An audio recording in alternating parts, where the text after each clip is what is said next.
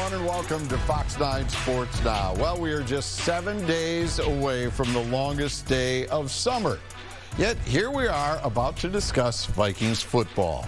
That's because grabbing all the headlines is the open competition that Coach Kevin O'Connell is now holding, trying to find out who will be his starter in Week 1. To make us some sense out of this all, look at that. We have brought in Vikings analyst Pete Bercich from summer vacation to try. I mean, you were probably at the water park today, and now you had to come in to do this. No, you sent up the bat signal. I got to respond. So when Jim calls, you got to respond, or else you lose a job. So it's a tough environment, but it's a good one. All right, first question for you, Pete. Are you on board with the route that O'Connell is taking, or should he just name a starter now?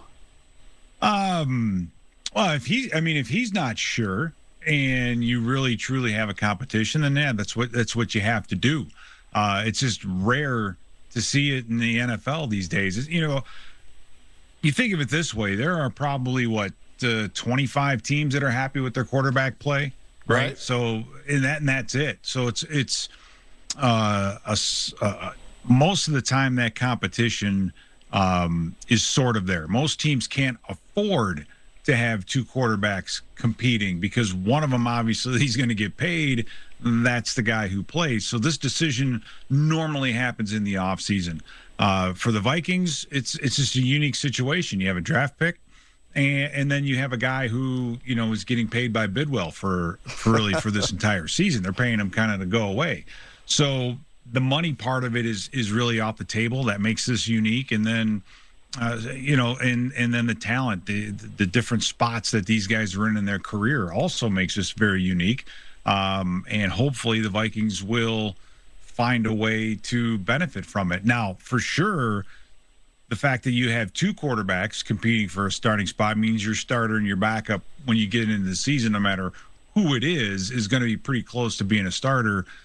Not a lot of fall off from number one to number two. That's what's really kind of bitten the Vikings 2 out of the last 3 years. Right. All right. Now, with the current CBA, teams are not allowed to do whatever they want to do during mini camps. Instead, number of reps is restricted, and that's something that's bothered Kyler Murray. Before I get your response, this is what Murray said this week, saying he needs all the reps he can get. The toughest part is, again, I was there for 7 years. I know I had two different, offensive systems, but at the same time, you're getting all those reps. Now having to split reps, it's me already being behind, not getting the amount of reps that, you would typically want a guy to get learning an offense. That's probably the toughest part, just, again, going back to the past, being in control of everything, understanding what we were already doing because I was comfortable within the system. Now coming into the new system, learning on the fly, trying to play fast, efficient, and let it loose while learning is pretty, that's the toughest part. All right, Pete, does Kyler have a beef here?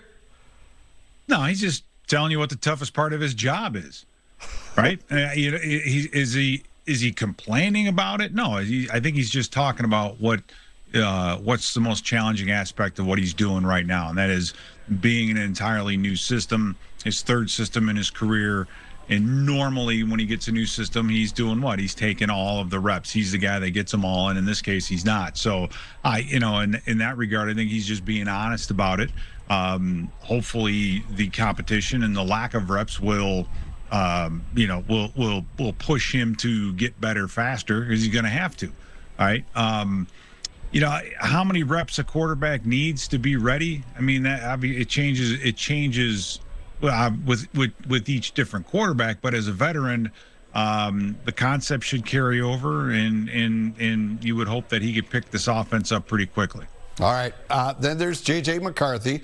A year ago, he was anointed the starter by O'Connell right out of the gates, but it never really clicked, struggling and when he wasn't hurt and all sorts of that. Former number one pick. He was asked this week, Pete, if he wanted to be traded to get a fresh start somewhere else, but he didn't take the bait. I think I made it very clear I wanted to be here before I got here. And I love this organization. I love the coaching staff. I absolutely love these players to death. This is where I want to be. I feel like I can thrive in this system. And, it's just, everything played out exactly how I wanted it. I wouldn't want anything else to change. All right, so obviously J.J.'s not going to go public with a demand like that, but should the Vikings consider shopping him at this point? Is there even a market for him right now if they wanted to? That would all go on. That would all go on behind closed doors, and that's kind of the crazy part of the NFL. Is that even the case anymore? Right? You just got a brand new general manager.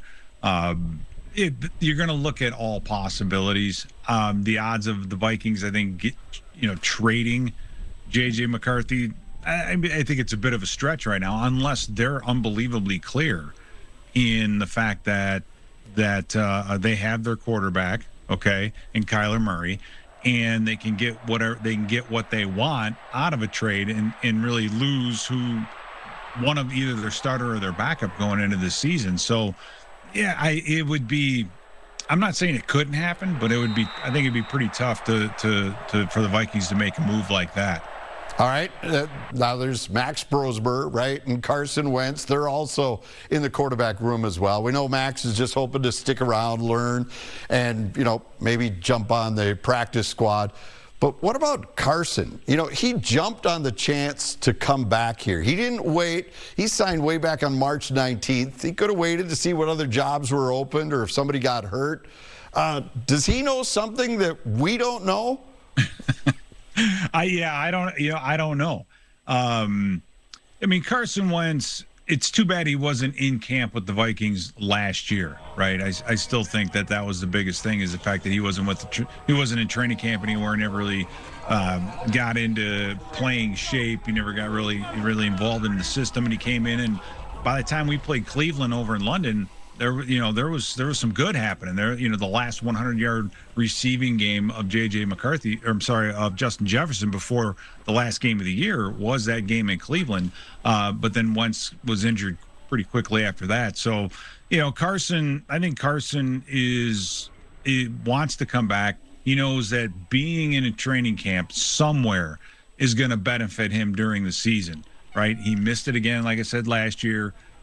Ended up getting injured during the season. So from a wear and tear standpoint, from a being in shape standpoint, mentally, physically, I think the best thing for him in his career is to be in a camp. And if he could pick one to be in, it would be with the Vikings, because he knows the system, familiar with everything that's going on. He had a chance to play last year. I think it's just natural for him to want to be here for training camp. And so I think it's from that aspect of it, it's a good fit for him. All right. Now, this question may be way off base, but it's me, right? I always come up with something strange. Could Kevin O'Connell's system be too complicated for most quarterbacks? We saw Kirk Cousins in the Netflix series, quarterbacks. Remember, he had the thing on his head to stimulate his brain so he could remember things, that he was memorizing things while he was driving. And we've seen guys come in here and struggle with it.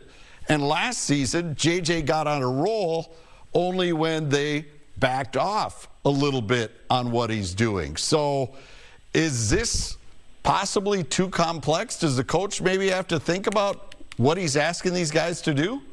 Well, I do know this, is that the best way to turn an elite athlete into an average athlete is to make them think too much.